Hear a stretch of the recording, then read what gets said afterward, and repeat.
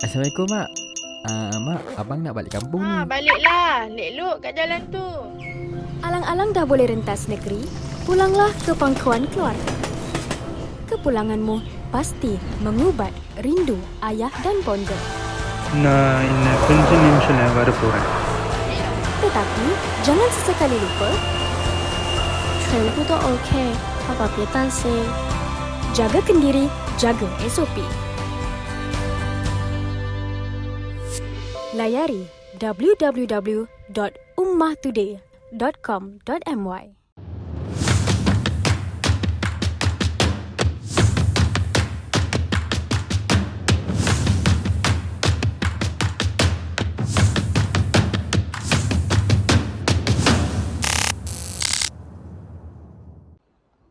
Bismillahirrahmanirrahim.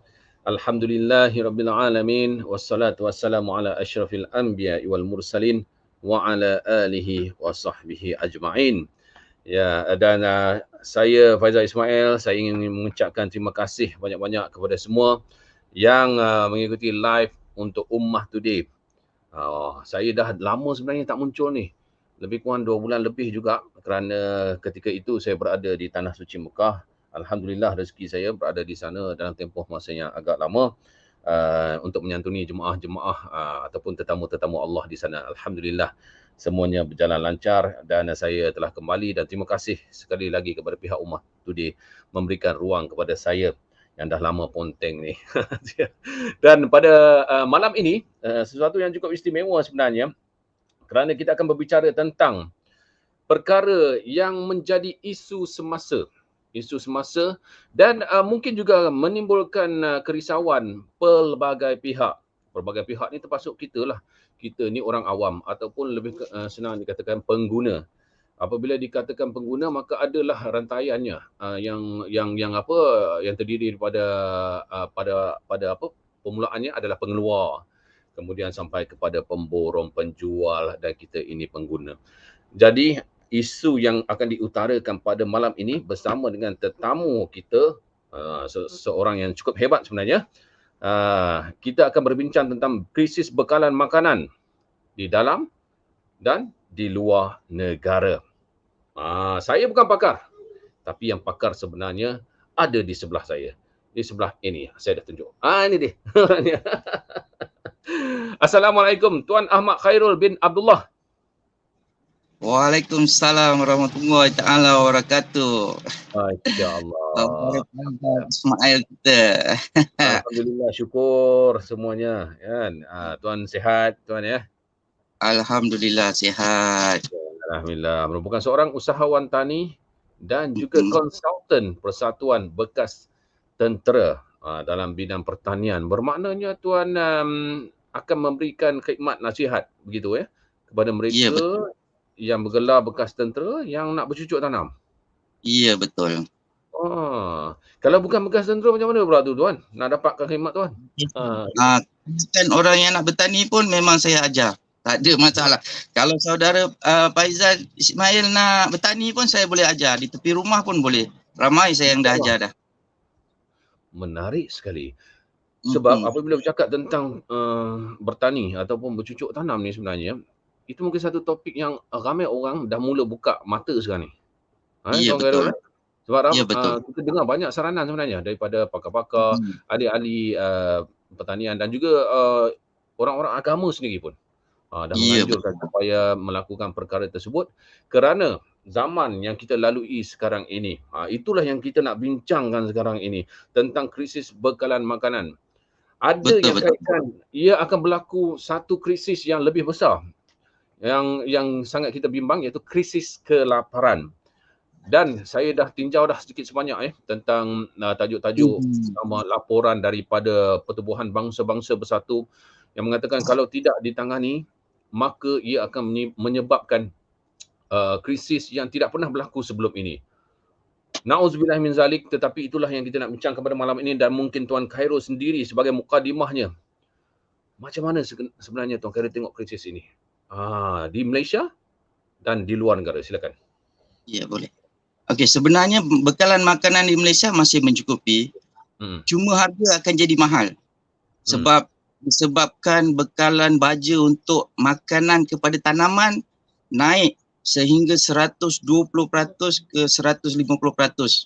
Masya Allah. Contohlah, jika dulu baja 110 satu beg, sekarang meningkat kepada 230 hingga 250. Jadi peningkatan dia sehingga 120 ke 150%. Jadi bila kos mahal, kita pengeluaran mahal, bila harga tak boleh naik sayuran atau makanan, petani akan tutup kebun. Bila tutup kebun, itu yang akan jadi krisis kepada masalah bekalan makanan. Sebab keuntungan dah tak ada, kos terlalu tinggi sekarang. Bila orang nak keluarkan makanan ni, dia kena jual dengan harga yang mahal. Jadi itu yang akan menjadi masalah kepada rakyat.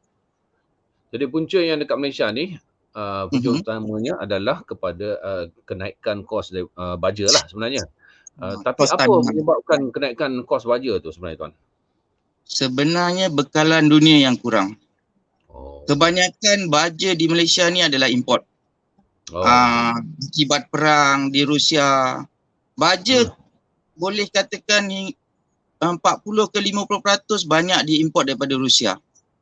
Bila berlaku krisis perang, bekalan tu menjadi susah dengan Rusia telah disekat daripada untuk berniaga. Masya Allah. Itu Ya. Baik, Tuan. Itu dekat Malaysia. Tetapi alhamdulillah setakat ini bekalan makanan masih cukup. Cuma ada pihak yang sudah pun merasa kesannya, terutamanya mereka yang berpendapatan rendah, ya, kerana daripada segi nak dapatkan bahan mentah seperti bukan saja sayur tetapi telur, minyak masak pun, ya, kabarnya dah naik berkali-kali ganda. Betul. Apakah Tuan tengok benda ni dalam jangka panjang dekat Malaysia, dan boleh Tuan sentuh sedikit tentang perkembangan yang berlaku secara global? Silakan.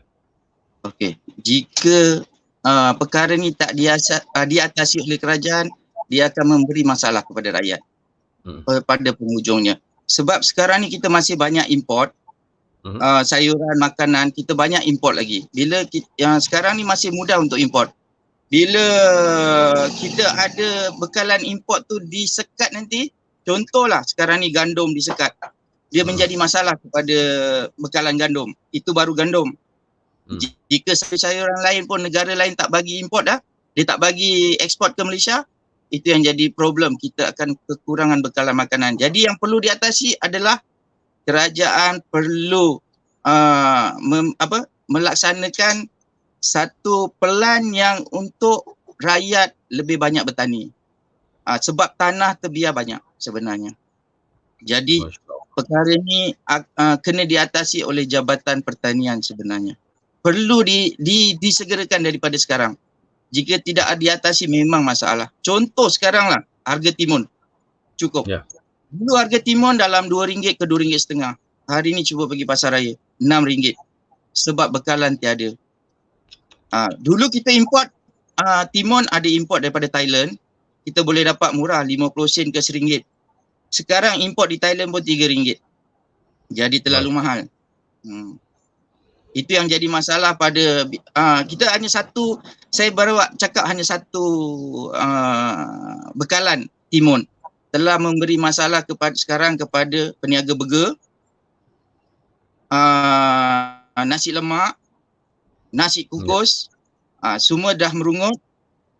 Bila harga timun mahal, mereka perlu menaikkan harga nasi kukus ataupun nasi lemak mereka. Itu yang perlu diatasi oleh Jabatan Pertanian untuk menggalakkan membuka banyak tempat pertanian untuk rakyat yang ingin bertani. Sekarang masalah petani adalah tidak mempunyai tempat untuk bertani. Itu yang masalah utama sebenarnya yang perlu diatasi. Saya dapat rasa kesan itu juga Tuan Khairul, apa yang Tuan Khairul katakan tadi tentang peniaga-peniaga yang mengalami masalah. Ya, mereka sendiri daripada segi bahan mentah itu merasai kesan kenaikannya dan mereka terpaksa memindahkan kos itu kepada produk yang mereka jual.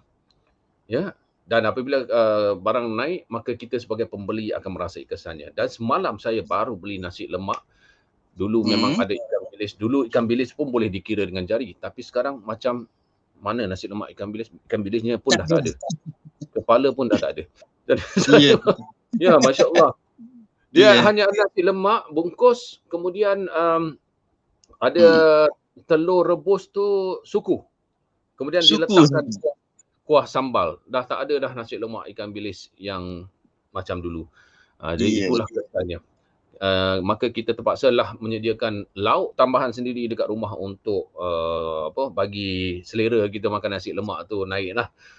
Jadi itu adalah antara kesan yang kita boleh nampak sekarang ni Tuan Khairul. Ya, betul. Jadi itu daripada segi tindakan kerajaan. Kita akan bincangkan itu dengan lebih lanjut dalam segmen yang kedua. Tetapi sekarang ini kalau dilihat daripada segi globalnya ataupun apa yang berlaku pada dunia amnya, peperangan Ukraine dan Rusia itu memang memainkan peranan yang sangat besar. Tetapi sebelum itu juga, ya, wabak COVID-19 yang dah memang berlaku sejak 2 tahun lepas, sedikit sebanyak memberikan impak. Dan apa lagi, musim kemarau yang sekarang ini, ya, mungkin ada satu langkah yang yang macam Tuan Khairul kata tadi tentang kerajaan boleh ambil peranan untuk memberikan ilmu-ilmu pertanian ataupun membuka lebih ruang kepada petani-petani. Tetapi untuk kita sendiri yang sebagai pengguna ini pada masa ini Tuan Khairul, ada benda yang kita tak boleh kontrol seperti perang, kemarau. Dari macam mana sebenarnya kita nak menghadapi ni untuk orang-orang awam? Silakan. Okey, sebenarnya memang perlu bersedia daripada sekarang. Contoh yang saya buat program untuk sekolah-sekolah tahfiz, mereka sekarang dah belajar untuk membuat bekalan makanan mereka sendiri dengan bercucuk tanam. Contohnya mereka tanam terung untuk sayuran mereka, timun, cili, bendi, banyak pusat-pusat tahfiz yang dah start buat macam ni. Itu adalah langkah utama untuk mereka untuk mengurangkan mereka membeli di luar, mereka bertanam sendiri. Nombor 2, rakyat memang perlu sangat. Sekarang ni ada kemudahan macam hidroponik, boleh tanam di tepi rumah, kita boleh tanam sayur sendiri. Jadi bila kita tanam sendiri, kita dapat menjimat yang banyak sebenarnya. Itu yang perlu rakyat buat. Belajar bertani, ikut kelas petani. Dekat sini pun banyak taman-taman perumahan, AJK taman perumahan datang di kebun saya untuk belajar. Jadi alhamdulillah lah bila mereka nampak kesedaran tu, mereka sendiri cakap, mereka bercucuk tanam tu jual hanya di taman-taman perumahan pun dah habis. Jadi dekat situ mereka dapat income, lepas dapat income dah tak perlu bergantung pada luar, mereka dah tak perlu beli di pasar raya. Mereka tanam untuk makan sendiri dan jual di taman-taman. Itu yang perlu dibuat. Setiap taman kalau boleh ada taman tanaman, itu yang terbaik. Yang saya nampaklah di situ. Jadi itu adalah antara langkah segera yang boleh diambil sekarang dan kalau boleh kita jangan berlengah lagi lah ya. Kerana kalau ikutkan peredaran ataupun keadaan semasa ini, ia mungkin berlaku untuk jangka masa yang agak panjang. Jadi apa yang saranan Tuan Khairul tadi adalah supaya kita semua pun bukan tukar profession sepenuhnya, tetapi belajar untuk bercucuk tanam begitu ya? Ya, betul. Itu kepada rakyat lah, kepada kerajaan. Sekarang memang perlu kerajaan buat. Kita ada syarikat JLC, kita ada syarikat-syarikat besar yang sepatut dia orang membantu mereka ada badan NGO mereka untuk bantuan. Mereka perlu membantu untuk memberi bantuan kepada petani-petani atau sumbangan kepada petani, itu yang baik. Kerajaan nombor 1 lah kena mainkan peranan. Jika kerajaan tak main peranan, dia akan menjadi masalah. Itu nombor satu. Pihak kerajaan adalah daripada Jabatan Pertanian. Baik. Saya selalu mengharapkan Jabatan Pertanian boleh menggerakkan ahli-ahli mereka untuk memikirkan macam mana kita nak meningkatkan hasil tani kita. Ya, itu yang penting. Tuan Khairul, baik. Apa yang Tuan Khairul katakan tadi adalah kerajaan perlu memainkan peranan yang sangat penting. Saya ada satu soalan sebentar lagi. Adakah masalah ini berpunca daripada kerajaan ataupun pihak-pihak lain? Kita tunggu selepas ini dan bertemu lagi dalam Ummah Today. Assalamualaikum, Mak. Mak, abang nak balik kampung ni. Baliklah. Elok kat jalan tu. Alang-alang dah boleh rentas negeri, pulanglah ke pangkuan keluarga. Kepulanganmu pasti mengubat rindu ayah dan bonda. நான் இன்னும் கொஞ்ச நிமிஷம் வரப்போறேன். Tetapi jangan sesekali lupa 全部都 OK， 爸爸别担心。 jaga kendiri, jaga SOP. Layari www.ummahtoday.com.my. Assalamualaikum, Mak. Mak, abang nak balik kampung ni. Baliklah. Elok kat jalan tu. Alang-alang dah boleh rentas negeri, pulanglah ke pangkuan keluarga. Kepulanganmu pasti mengubat rindu ayah dan bonda. நான் இன்னும் கொஞ்ச நிமிஷம் வரப்போறேன். Tetapi jangan sesekali lupa 全部都 OK， 爸爸别担心。 jaga kendiri, jaga SOP. Layari www.ummahtoday.com.my. Alhamdulillah bertemu lagi kita dalam live Ummah Today dan bersama dengan saya pada malam ini ialah Tuan Ahmad Khairul bin Abdullah, merupakan seorang usahawan tani dan juga merupakan konsultan Persatuan Bekas Tentera Pertanian.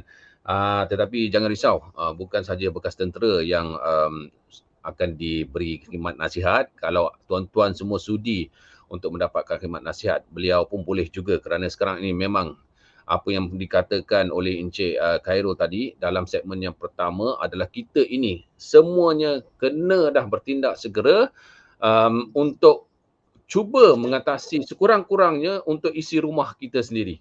Sekurang-kurangnya, ya, kerana krisis makanan sedang berlaku sekarang ini akibat beberapa faktor. Faktor dalaman dan juga faktor luaran. Ada faktor yang kita boleh kawal, ada faktor yang kita tidak boleh kawal. Antaranya adalah seperti peperangan yang sedang berlaku di antara Rusia dan Ukraine, kemarau yang berpanjangan dan kesan yang kita terima akibat daripada pandemik COVID-19. Itu adalah faktor-faktor yang kita tak dapat kawal, ya. Tetapi sekarang ini apa yang perlu dilakukan oleh kita adalah bersiap sedia. Orang kata kita sama-sama jadi petani lah. Petani untuk kita sendiri. Masya Allah. Okey. Tagline saya, jom kita bertani. Jom kita bertani. Dulu tapi Encik Khairul, saya dengar macam sepatutnya benda ni kita dah mula lama dah. Ada orang kata kan? Ya, betul. Tapi disebabkan kita mungkin rasa benda ni tak penting, kita sambil lewa kan. Jadi bila tiba saat yang macam ni, kita alamak, dah sepatutnya dah lama dah kesedaran ini. Sepatutnya. Sebab jadi mereka yang dah lama ni. Kita sebenarnya jauh tertinggal daripada negara Thailand, negara Indonesia, Vietnam. Mereka dah mula jauh ke depan untuk dalam pertanian. Sebab dalam pertanian ni, makanan ni setiap orang akan makan dan penduduk akan bertambah. Jadi makanan tu akan bertambah. Jika tidak ada daripada awal, kita akan masalah. Itu. Kita kena ikut macam negara Indonesia, Thailand dan Vietnam. Mereka banyak mengeluarkan hasil tani. Sekarang Kemboja pun dah meningkat lebih daripada kita.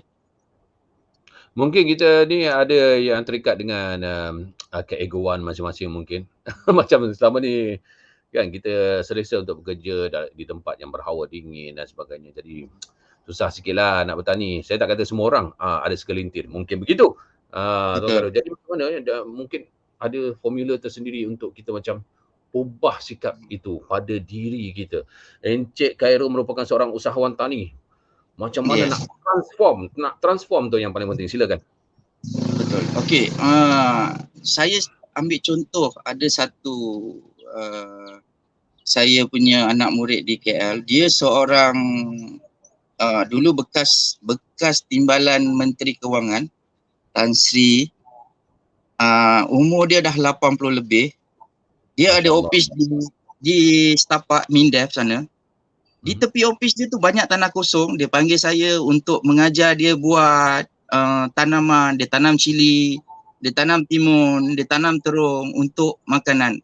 Lepas tu sebab dia ada lebihan tu, dia akan bagi pada jiran-jiran dia. Jiran-jiran ni kebanyakan adalah office. Dia buat macam tu, dia bungkus, dia bagi pada jiran dia.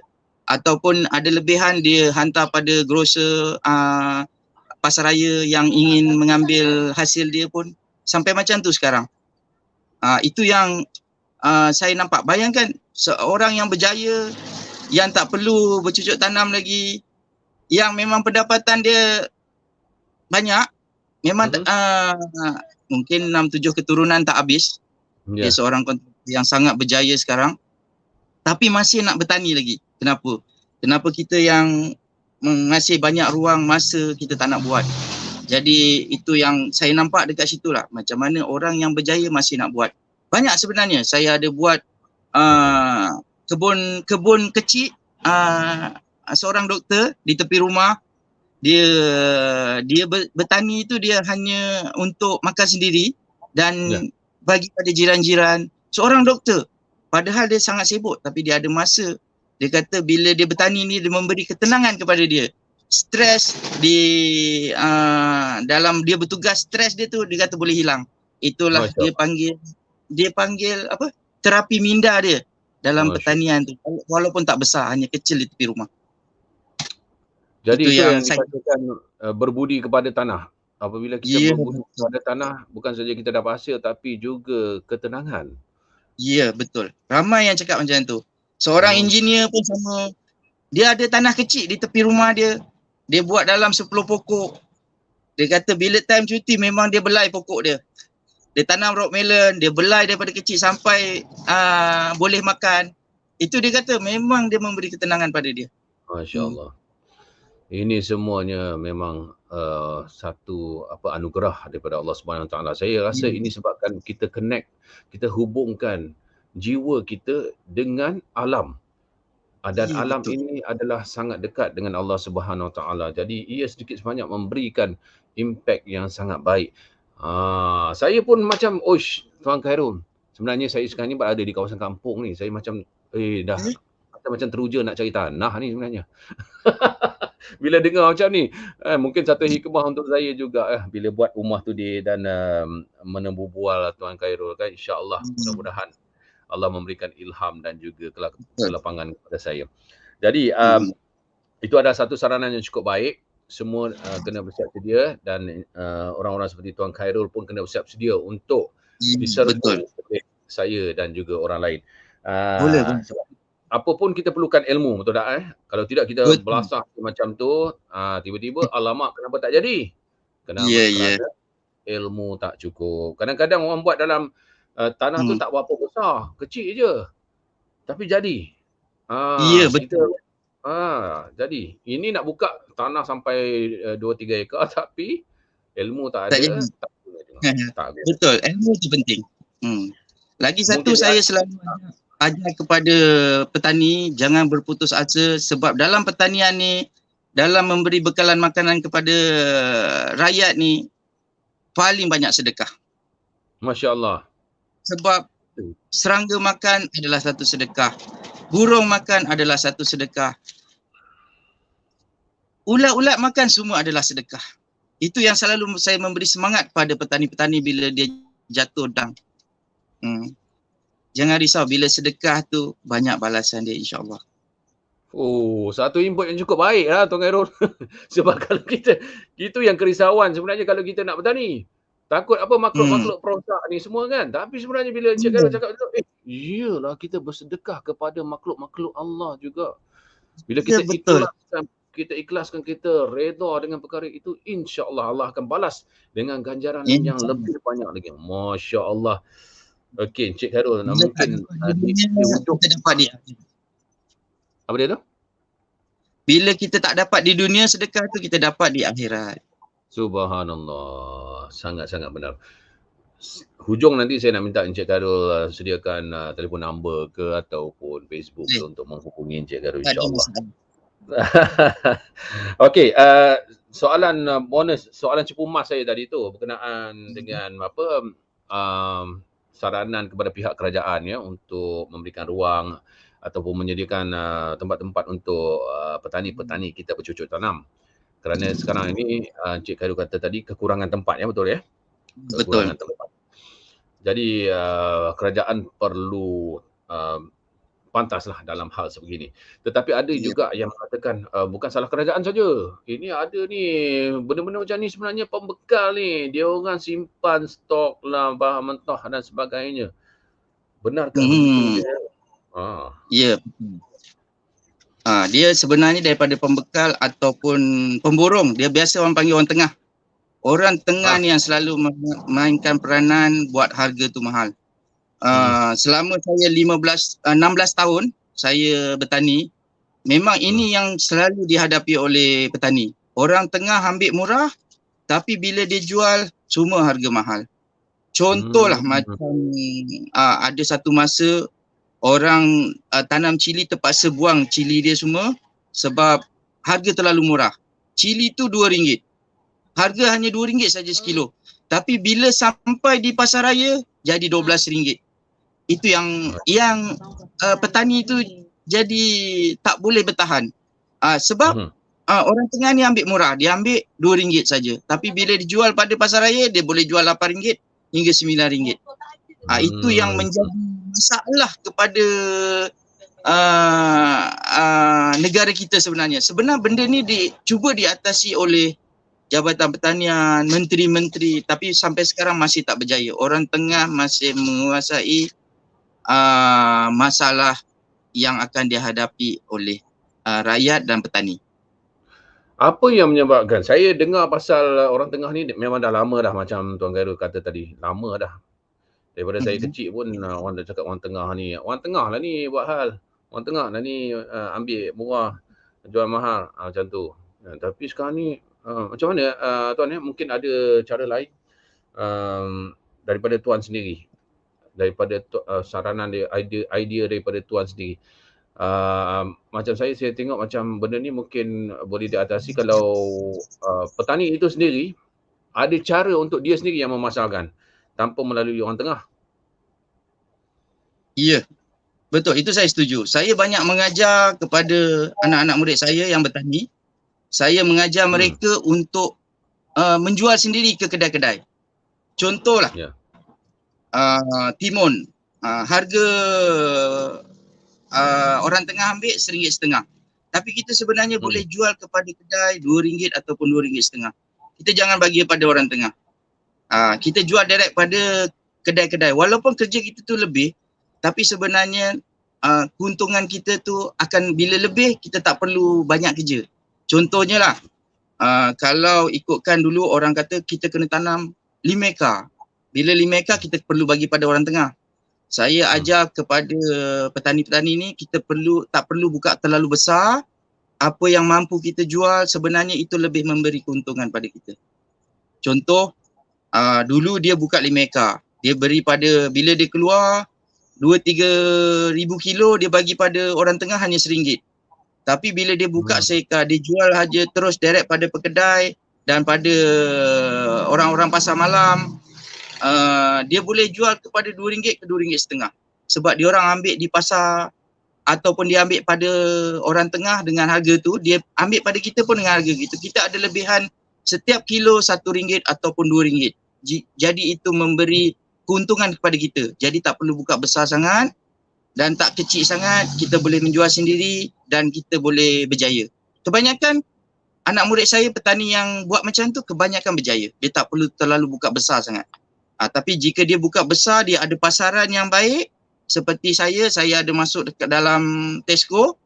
ataupun Lotus, kita dah tak bimbang tentang orang tengah sebab kita masuk direct. Cuma biasanya pasaraya ni pembayaran dia lambat sikit. Itu saja. Tapi tak apa sebab kita ada keuntungan yang lebih di situ. Itu satulah yang saya ajar pada petani-petani untuk jual sendiri. Permulaan tu agak susah sebab nak mencari customer. Tapi bila dia dah dapat kedai-kedai yang biasa ambil dengan dia ataupun gerai-gerai nasi kukus ataupun gerai-gerai mamak, selepas tu dia tak perlu cari kedai-kedai runcit, restoran-restoran yang akan cari kita sampai kita tak mampu nak bekalkan. Kita terpaksa beli dengan kawan-kawan pula untuk bekalkan. Biasanya macam tu. Itu caralah untuk kita lebih berjaya. Bagus lah. Okey, saya nak tanya lebih spesifik tentang berapa keluasan tanah kalau kita nak mulakan. Macam saya ni, okey, aku nak mulakan ni. Encik Khairul ni bagi saya satu semangat ni, okey. Berapa besar tanah yang saya perlu mulakan tu? Okey, dia macam ni. Kalau kita nak full time, kita perlukan 1/2 ekar. Maksud dia kita dah tak ada kerja lain atau kita ada kerja santai-santai waktu macam ni saja, kita boleh mulakan dengan 1/2 ekar. 1/2 ekar ni biasanya dalam 2,000 pokok. Kalau kita tanam timun lah, saya bagi contoh timun ataupun cili, 2,000 pokok kita boleh dapat hasil sehingga 10 tan. Kalau dengan harga sekarang RM3 kita dapat RM30,000 untuk satu musim. Contoh macam timun musim adalah 2 bulan. 2 bulan kita jaga sendiri, kalau kita boleh dapat dalam RM30,000 agak lumayan. Ikut harga, kadang-kadang harga timun ni 50 sen. Itu yang jadi masalah. Bila 50 sen, kita kena masuk kedai-kedai untuk jual RM1.5. Sebab saya dah lalui benda tu, saya biasa dulu saya ada lebih kurang dalam 50-60 kedai. Jadi satu kedai ambil 20 kilo, kalau ada 50 kedai, satu hari kita kena supply 1,000 kilo timun. Jadi nak cari kadang-kadang kebun sendiri habis, terpaksa beli dengan kebun. Bila kita ni bukan orang tengah, kita beli dengan kebun, kita boleh ambil lebih mahal daripada orang tengah ambil. Petani yang kita kenal pun dia rasa happy bila kita boleh ambil mahal lebih 2-30 sen. Macam tu lah dia punya. Okey, kalau macam nak suka-suka, ada kerja banyak, buat dalam 10 ekar dah cukup. Ataupun 1/8 ekar pun dah cukup dah untuk kita belajar. Permulaan elok kita belajar dalam 10 ekar lah. Kalau kita terasa semangat untuk bertani. Masya Allah, suku ekar. Baik. Dan macam orang macam Cik Khairul pun akan bagi tahu jugalah ya, pokok apa yang sesuai untuk ditanam, pokok apa yang menjadi permintaan. Saya tengok tempat, kawasan. Kalau di Melaka, biasanya saya suruh tanam cili padi. Sebab Melaka atau Negeri Sembilan ni dia makan memang pedas. Dia tak makan cili daripada luar. Dia suka makan cili padi. Apa dia panggil? Cabai Melaka. Macam tu. Itu masak kalau di Melaka. Masak lomak dengan asam pedas dia kan?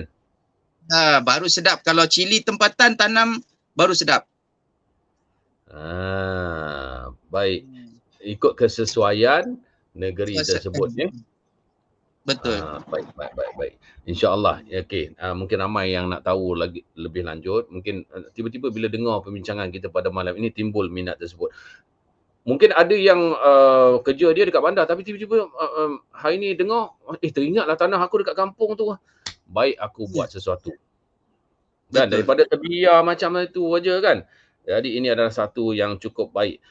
Dan kita nak bertanyakan lagi kepada Encik Khairul tentang krisis makanan yang berlaku sekarang ini.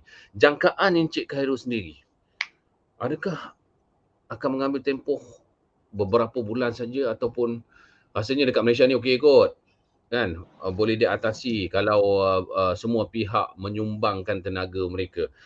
Encik Khairul tengok macam mana? Okey, sebenarnya krisis bekalan makanan ni akan berlarutan. Pasti berlarut. Allahu Akbar.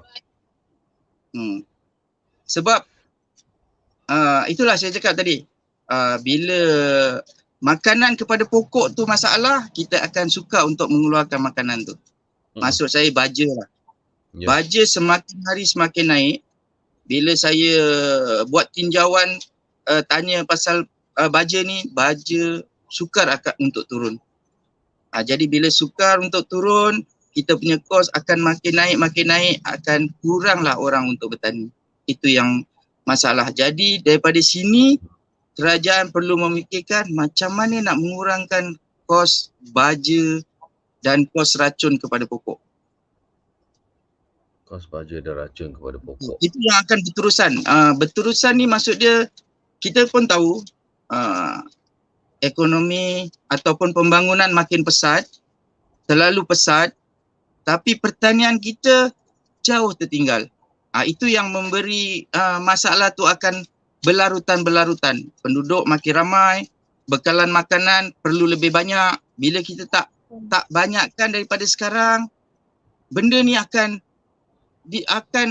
sukar untuk diselesaikan. Mungkin makan masa 3 hingga 4 tahun baru kita boleh mencapai balik makanan yang cukup untuk rakyat, untuk negara. Sebab kita risau negara-negara seperti Vietnam, Thailand, Indonesia akan menyekat bekalan makanan mereka sebab mereka perlu untuk rakyat mereka sendiri. Jadi kalau kita tak buat tindakan daripada sekarang, akan memberi masalah pada negara.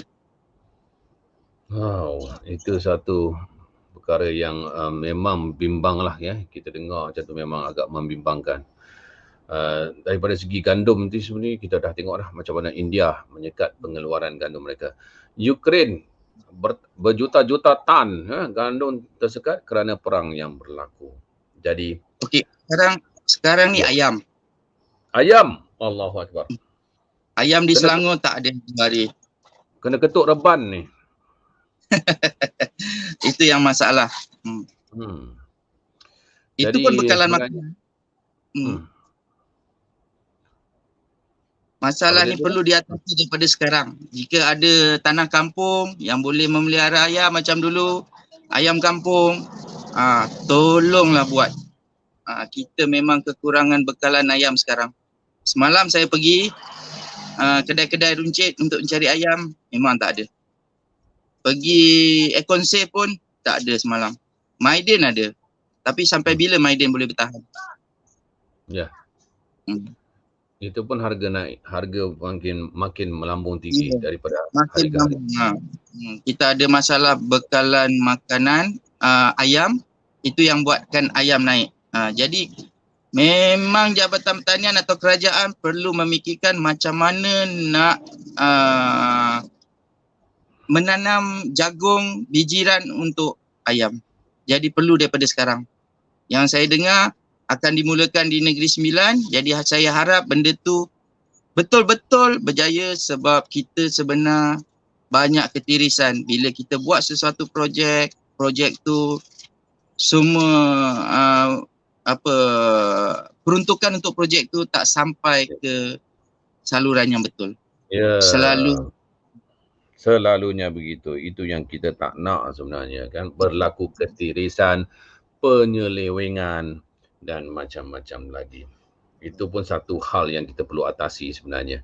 Baik Encik Khairul, kita kena berehat seketika dan kembali selepas ini untuk segmen yang terakhir. Segmen yang mungkin akan lebih memfokuskan kepada tindakan-tindakan kita. Tadi kita dah bincang lah tindakan kita. Tapi sebentar lagi kita tak nak yang okey, kita dah tahu masalah bekalan makanan ni akan berlaku dalam jangka masa yang panjang. Jadi kita nak tahu next apa kita nak buat. Langkah kita lagi dan lagi terutamanya sebagai pengguna ataupun orang awam supaya kita sendiri tidak orang kata mengalami kelaparan itu di dalam rumah kita. Kita tak nak perkara itu berlaku. InsyaAllah kita akan kembali selepas ini dalam Ummah Today. Mulakan hari anda dengan penuh kesyukuran. Buka matamu, gapai impianmu. Kita kembali dalam Ummah Today. Layari portal kemanusiaan, berita dalam dan luar negara. Berkongsi manfaat demi ummah, agama, bangsa dan negara. Dari ummah untuk ummah. www.ummahtoday.com.my. Assalamualaikum, Mak. Mak, abang nak balik kampung ni. Baliklah. Nek Lok kat jalan tu. Alang-alang dah boleh rentas negeri, pulanglah ke pangkuan keluarga. Kepulanganmu pasti mengubat rindu ayah dan bonda. நான் இன்னும் கொஞ்ச நிமிஷத்துல வரப்போறேன். Tetapi jangan sesekali lupa 全部都 OK， 爸爸别担心。 jaga kendiri, jaga SOP. Layari www.ummahtoday.com.my. Baik, Alhamdulillah bertemu lagi kita dalam Ummah Today. Terima kasih kepada anda semua yang menantikan siaran live ini daripada mula sampailah sekarang ini. Dan saya bersama dengan Tuan Ahmad Khairul bin Abdullah merupakan usahawan tani dan juga konsultan kepada Persatuan Bekas Tentera Pertanian, tetapi sekarang ini lebih terbuka kepada siapa saja yang ingin mendapatkan khidmat nasihat daripada beliau, kerana sangat-sangat penting kalau anda ikuti daripada permulaan tadi, kita ini mengubah persepsi kita dan kita ubah peranan kita. Hanya mungkin sebelum ni kita hanya pergi ke pasar membeli dan sebagainya. Sekarang ini kita mungkin membeli tapi dalam keadaan rungutan yang sangat tinggilah. Hari-hari merungut, barang naik. Tetapi macam mana kita nak atasi perkara itu? Sarananya adalah kita sendiri yang mula menjadi petani ataupun mula bercucuk tanam. Dan kita dah dengar tadi Encik Khairul cakap tentang seorang yang profesor. Bukan profesor yang umur 83 tahun lebih kurang macam tu. Bukan, dia bekas timbalan menteri. Bekas timbalan menteri. Ya, betul. Bekas timbalan menteri kewangan masa zaman Tengku Razali dulu. Tengku Razali Hamzah, subhanallah. Baik, seorang bekas timbalan menteri pun sebenarnya berjaya untuk menurunkan egonya. Semua orang ada ego sebenarnya, tapi daripada satu tingkat yang atas untuk ke bawah tu bukan senang. Boleh tak Tuan Khairul kongsi contoh-contoh mereka yang lain di bawah didikan Tuan Khairul? Bagaimana mereka memulakannya. Mungkin dulunya mereka memegang jawatan yang sangat tinggi, profession yang berlainan sama sekali, tiba-tiba sekarang ini menjadi petani. Silakan. Ya. Okey, saya bagi contoh pada seorang kapten kapal, gaji dia pun besar, 50 ke 60 ribu. Tapi dia masih ingin bercucuk tanam. Kenapa? Sebab dia sendiri terfikir nak memberi makanan kepada rakyat, mempercukupkan bekalan makanan untuk rakyat di situ. Okey, macam mana seorang kapten kapal nak bertani padahal dia tak ada ilmu, kan? Bila kita fikir, bolehkah buat? Jadi nombor satu bila kita nak bertani adalah ilmu. Bila kita tengok seorang yang berjaya, yang punya gaji yang besar, seorang yang berpelajaran macam kapten kapal, dia ingin menceburi bidang pertanian, dia merendahkan ego dia, belajar dengan saya, seorang petani. Macam saya memang kelulusan tak ada, hanya SPM saja, tapi dia boleh panggil saya Sifu, terlalu hormat bila berjumpa, hari-hari mesej, dia kata dia tak pandai, tolong ajar. Kita rasa terlalu seronok. Tapi bila dia sentiasa mencari ilmu macam tu, dia bertani, dia berjaya. Bayangkan daripada 5 ekar dia tanam buah-buah rock melon, dia boleh dapat 38 tan. Yang orang macam tak boleh, macam mana dia boleh dapat banyak padahal dia bukan seorang petani. Itulah ilmu yang penting. 38 tan, bayangan kita kali dengan harga pemborong RM4.5, dia boleh dapat RM170,000. Itu yang kita nak. Lagi satu, seorang pensarah di Sarawak. Tak pernah jumpa, selalu berhubung melalui WhatsApp.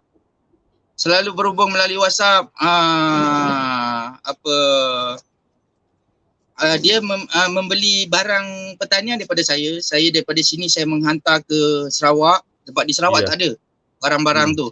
Jadi sampai sana dia pasang, dia belajar dengan saya melalui WhatsApp. Sekarang ni ada 3 kebun, dia pendapatan kebun dia tu melebihi gaji pensyarah dia. Walaupun dia masih pensyarah, dia masih nak bertani. Dia sebab saya ajar orang ni, kita jangan jadi petani, kita kena jadi usahawan tani. Bila kita jadi usahawan tani, kita bagi peluang pada rakyat-rakyat yang ingin bekerja pada kebun kita. Itulah dia guna rakyat-rakyat kawan-kawan yang tak ada kerja, bekerja di kebun dia. Yang jaga sekarang ni rakyat Malaysia ingin gaji yang tinggi. Jadi saya ajar dia, bila dia nak gaji yang tinggi, jangan kita bagi gaji dan kita bagi bonus. Biasa saya buat macam tu. Kita bagi bonus tu pada hasil. Jika hasil tu banyak, dia dapat bonus. Jadi setiap musim dia dapat bonus. Itu kelebihan kalau kita kerja di kebun ataupun ladang pertanian. Kita bagi dia galakan untuk dia jaga betul-betul pada kebun kita dengan memberi bonus ikut hasil yang keluar nanti. Biasanya akan okey. Menarik. Tapi akan mungkin ramai yang bertanya, timbul persoalan. Okeylah, kalau orang yang ada tanah tu yalah, ada modal yalah. Tapi saya ni tak ada tanah, modal pun tak berapa. Tapi mungkin daripada segi tu, Tuan Khairul boleh share sedikit tips-tips ni, silakan. Okey, kalau yang tak ada tanah, biasanya saya galakkan nombor 1 pergi pejabat pertanian. Biasa nak murah, pejabat pertanian dia ada tanah TKPM, dia ada tanah-tanah kerajaan yang boleh disewa dengan harga yang murah. Jika Jabatan Pertanian tak ada, boleh pergi PPK. Atau bila tak ada, boleh tanya cari bila kita tengok tanah tu terbiar, cuba tanya. Kenapa tanah ni terbiar? Kalau tak diusahakan, bagilah saya sewa untuk saya usahakan. Biasanya saya ajar saya punya anak murid macam tu. Alhamdulillah, biasa tak mengecewakan. Boleh dapat. Yang paling mudah adalah pergi ke pejabat pertanian. Biasa dia orang ada tanah TKPM yang memang akan disewakan kepada sesiapa yang ingin bertani. Daripada segi modal. Daripada segi modal ni memang penting. Jika modal kita rendah, kita mulakan dengan yang kecil. Lepas kita buka saja, kita boleh mohon bantuan atau geran daripada Jabatan Pertanian. Sebenarnya ada bantuan. Kalau kita bertani, kita ada bantuan Agro Puna Muda sebanyak 16,000 ke 20,000 daripada segi barangan yang kita boleh dapat bantuan. Tapi kita kena mulakan dulu. Tak perlu besar. Mulakan dengan kecil, dan bila kita dapat bantuan, kita boleh besarkan dengan bantuan daripada barangan daripada Jabatan Pertanian tadi. Sebenarnya banyak bantuan daripada Jabatan Pertanian yang kita boleh mohon. Yang nombor satu saya galakkan pada petani, kalau boleh nak start bertani, pergi pejabat pertanian, ikut kursus pejabat pertanian. Di sana nanti macam-macam dia boleh nampak peluang bantuan yang boleh dia terima.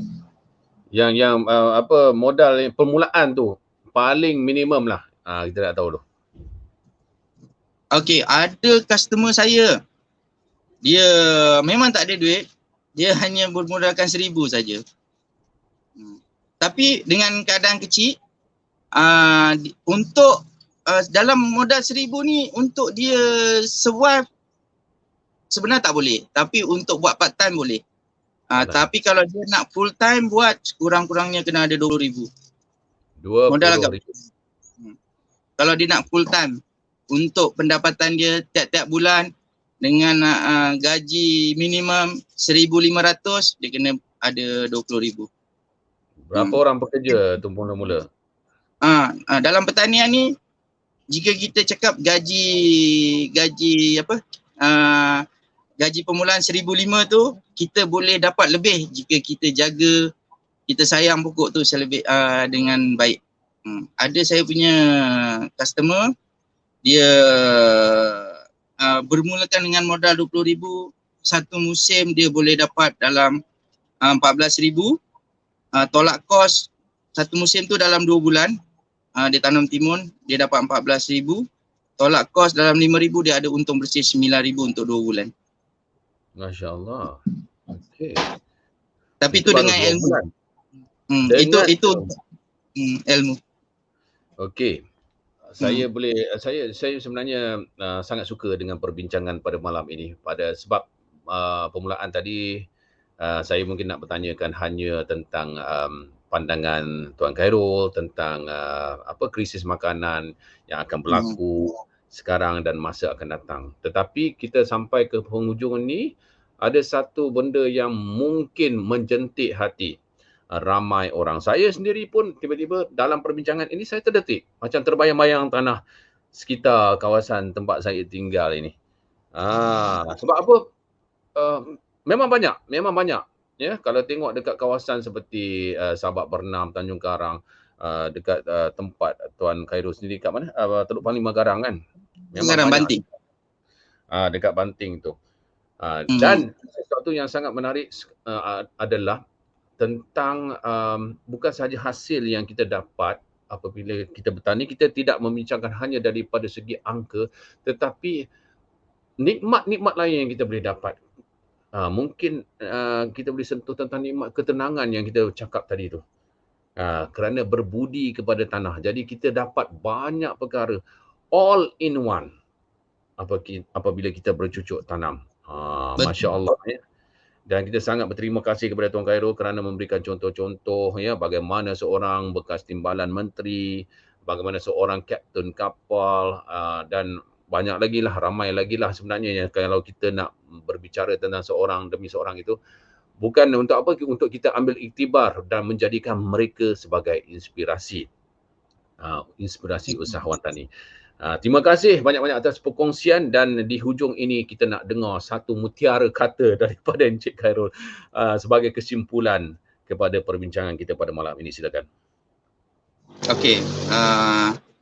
Selalu orang bertanya pada saya, adakah dalam pertanian ni boleh menjamin masa depan?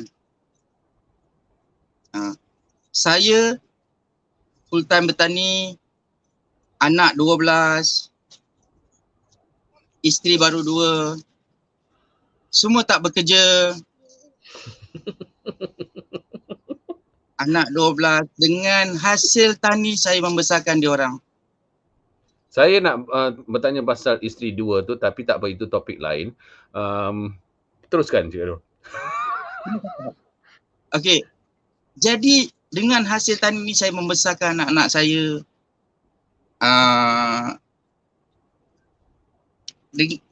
Full time saya buat selama 16 tahun dalam pertanian. Saya boleh membesarkan anak-anak. Nak cakap berjaya tu, saya lebih nampak berjaya mengajar ilmu kepada orang. Daripada berjaya kewangan tu adalah nombor 2. Yang penting anak-anak cukup, makan cukup, tempat tinggal ada. Saya membesarkan mereka dengan sempurna dan itulah jika bertani, adakah bertani ni boleh berjaya? Yes. Sebagai petani kita boleh berjaya. Kalau kita nak tengok dekat luar negara, petani ramai yang kaya. Jadi dalam bertani ni insya-Allah boleh kaya duit, kaya sedekah, kaya anak dan lagi satu boleh kaya isteri. Jangan marah Cik Ismail, Faizal. Saya tidak marah. Malah saya ingin meminta khidmat nasihat.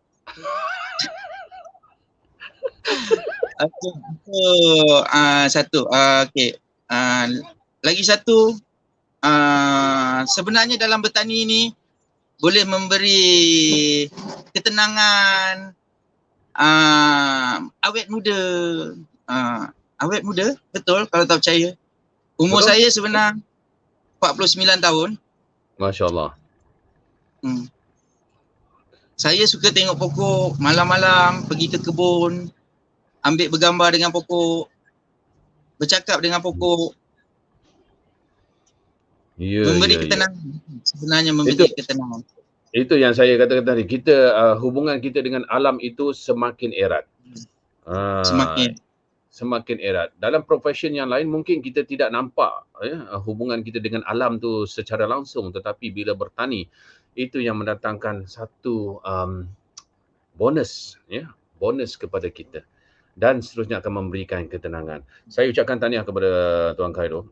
Saya tertarik tadi apabila beliau mengatakan tentang daripada segi kejayaan itu, kejayaannya sekarang adalah berkongsi ilmu dengan ramai usahawan tani. Itu adalah satu ketenangan juga saya rasa. Encik Khairul dapat ketenangan itu.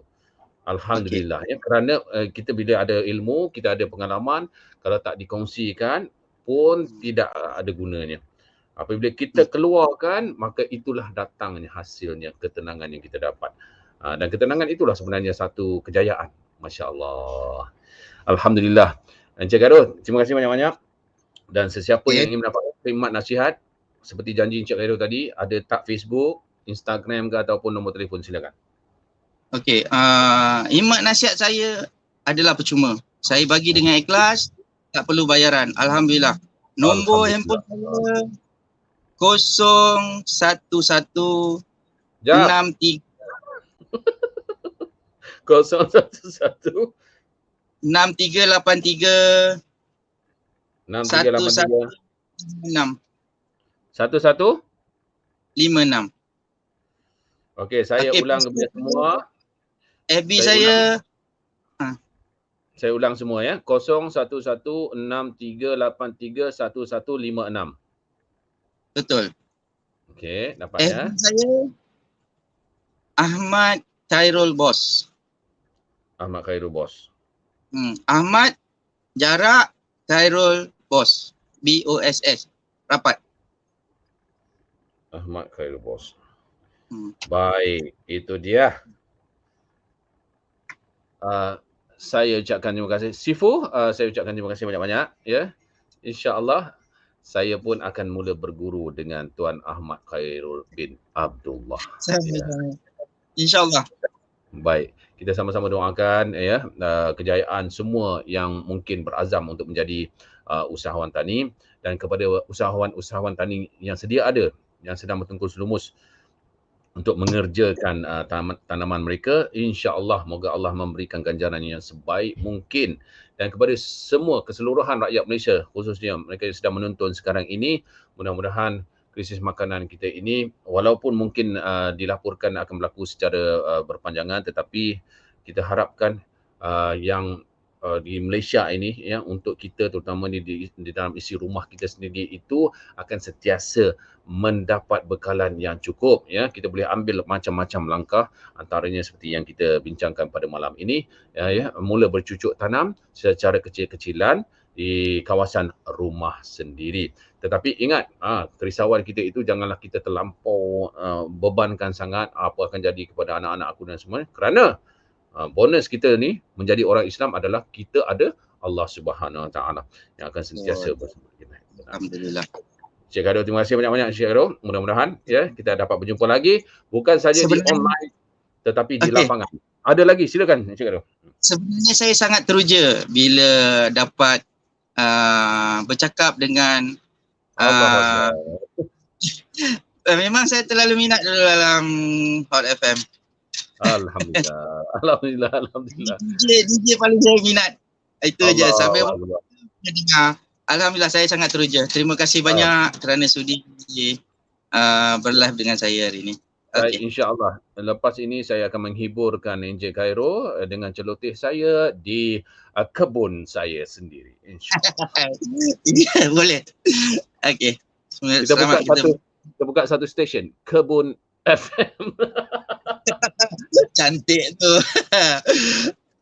Assalamualaikum warahmatullahi wabarakatuh. Assalamualaikum warahmatullahi wabarakatuh.